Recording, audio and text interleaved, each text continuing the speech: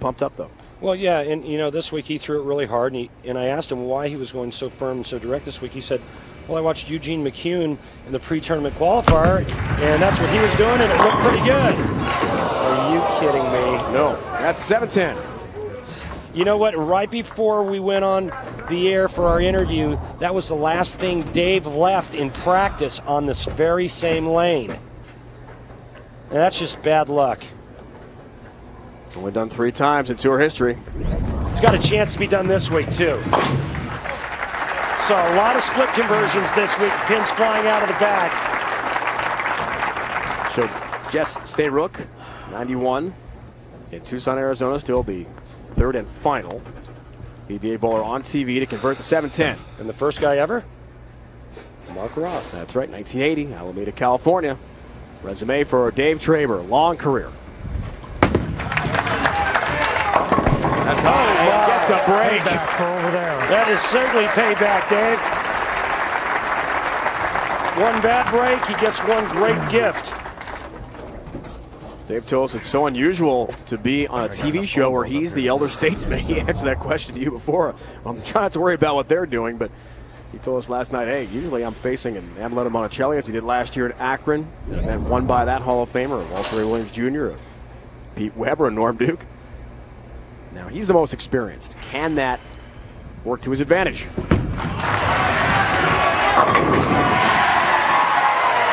Great pin action for Mike Machuga. That was where we were. 8 non-exempt qualifiers, including Eugene McCune, bowler you just mentioned. Chris Hayden, who's won on tour in Orlando a couple years back, left-hander.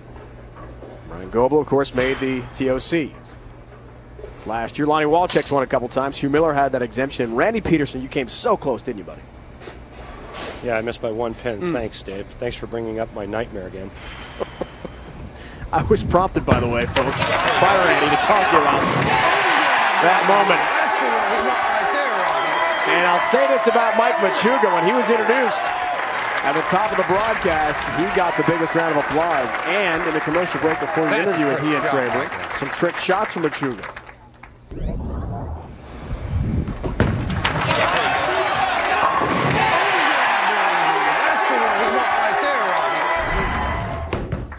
Traber, 10 pin.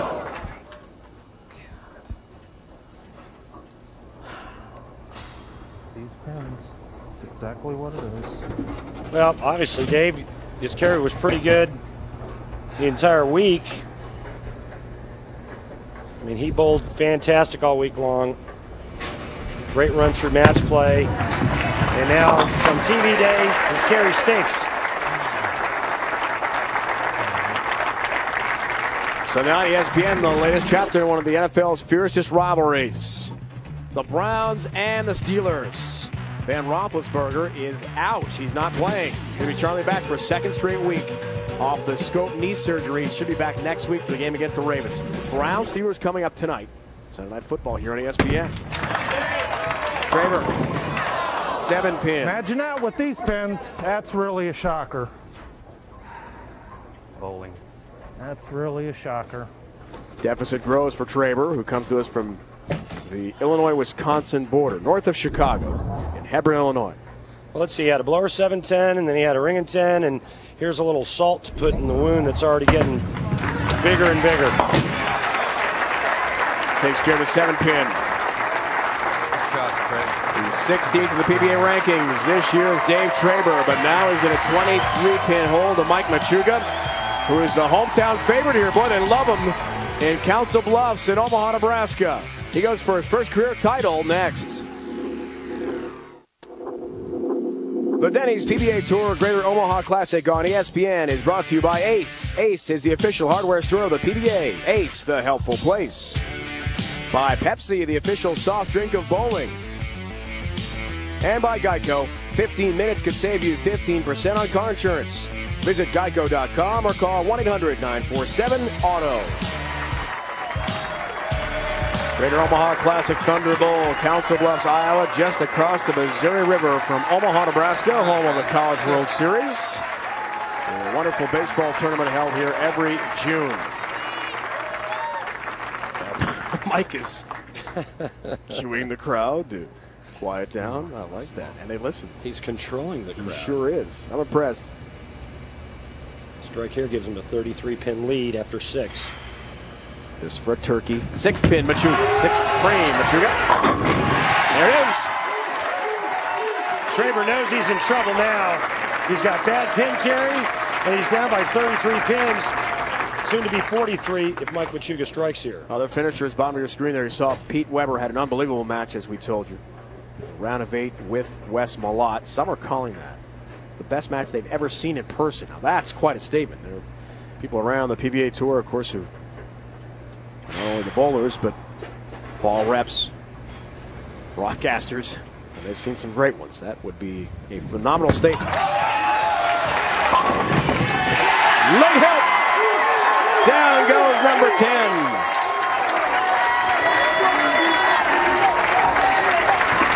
The late 10. Mike Machuga thought maybe it was a little left. Carries that late 10. Dave Traber now, in my opinion, must strike situation each and every frame from here on out. In a huge hole. And that's high, and that's a 4-pin, and Dave not pleased with the carry. One reason, we have different pins. Different pins today than we used all week long in qualifying. And what happens is when you get bad carry as a player, you start to try to make adjustments for pin carry. And when you do that, you lose the pocket.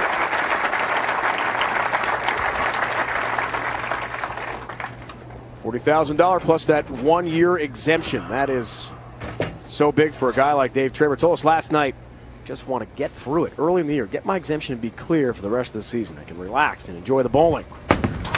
Doesn't look like that'll happen today. That's high, but some late pin action and help gets him a break with number 10. You can get on this. And he's in a massive hole. Machuga is working on a 4-bagger here.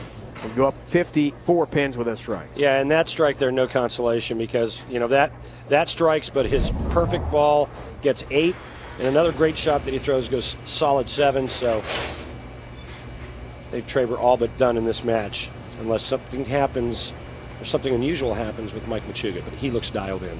Machuga has not won a title. His first 79 career Denny's PBA Tour events. Oh, we almost had a 7-10 to deal with. The 10 stands for Mike.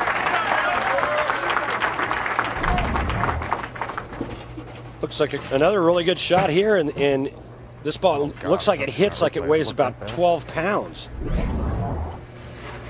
Told you he's been a runner-up 3 times in his career. Greater Cincy Classic in 01. Here at the Banquet Open in 03. Last year to Brian Voss at the Orange County Classic to wrap up the first half of the 04-05 season. And Mike is quite a character. He's got unbelievable personality. Case in point, his famous flop shot. And he goes all the way down lane. That, of course, was not in an actual PBA event, thankfully, or a TV show, but a Pro-Am. And he wowed the crowd that day. Who's the idiot laying underneath him? I can't imagine it would sacrifice their body. My God. It looks familiar, though. Machuga. Messenger will not take out the 10. Oh, Michael, you got to stay aggressive. Well, he's doing what he's doing, though. Staying out of trouble, keeping the ball in play, and leaving himself spares that he can make. And right now, if he just stays clean, 9th and 10th, the best Dave Traber can shoot is 216. Mike will be in the 220s. They scored a 10-pin. One reason he's such a popular bowler here. For 2 years, he attended the University of Nebraska and bowled for the Huskers. So he's still got a lot of fans from his collegiate days. Right now, let's just see if Dave Traber can actually get his first strike on the right lane.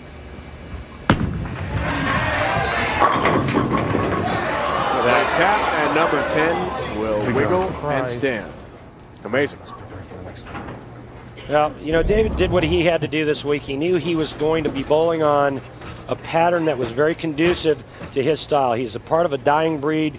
There's not a lot of guys out here that throw it straight anymore that have much success. But to his credit, when he does get his look, he takes full advantage of it and almost always makes television. This match is over. 42-pin lead now for Machuga. He will, in fact, advance to his 4th TV final and a chance to win his first ever title. Now, those 3 appearances in a final without a title are actually the most amongst exempt bowlers on the PBA Tour right now. 3 tries and no championship yet. Perhaps that changes today. Mike Machuga, a star bowler at Nebraska, will take on Bill O'Neill, the 24-year-old rookie who was a big star at Saginaw Valley State in Michigan. It's all right. A 4-time first-team All-American. You see what Mike did there in the 10th frame?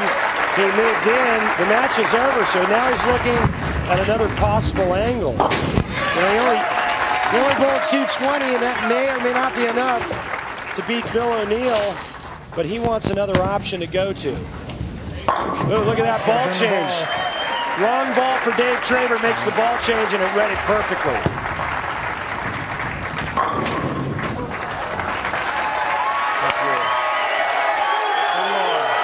The guy they call Hughes is through. You then love him here in Council Bluffs or what?